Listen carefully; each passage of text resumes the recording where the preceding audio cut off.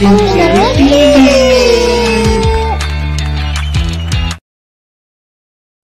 చిట్టి నవ్వుల పక్షి.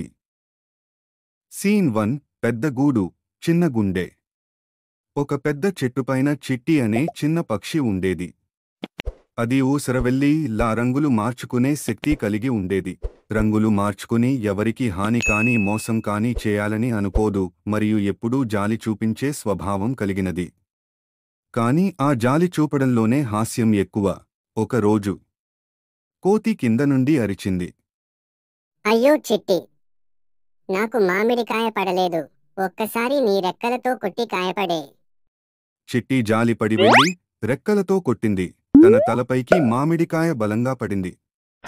అందరూ జంతువులు నవ్వుతూ, జాలి చూపించే పక్షికే గాయమైందా? సీన్ 2. గుంటలో పతనం. పంది వచ్చి, ఓ చిట్టి, గుంట దాటాలి కానీ దాటలేకపోతున్నా, నీకు రెక్కలున్నాయి కదా, నాకు కూడా సహాయం చేస్తావా? చిట్టి జాలిపడి పందిని పట్టుకుని ఎగురుతూ గుంటని దాటాలని ప్రయత్నించింది. ఫలితం, ఇద్దరూ బరువుతో గుంటలో పడిపోయారు. అక్కడ కప్పలు గుంపుగా అరుస్తూ, రండి రండి, స్విమ్మింగ్ క్లాస్ మొదలెట్టాం అని జోక్ చేశాయి. సీన్ 3. కోడిపుంజు అల్లరి.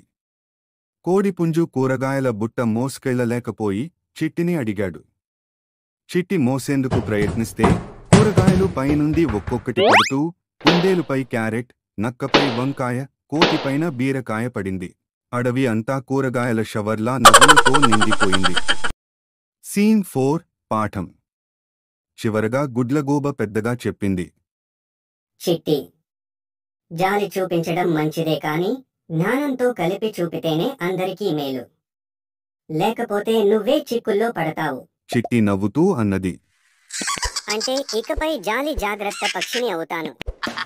అందరూ జంతువులు కరతార ధ్వనులతో నవ్వుతూ చప్పట్లు కొట్టారు. నీతి. జాలి చూపడం గొప్పది, కానీ ఆలోచించి చేస్తేనే నిజమైన సహాయం అవుతుంది.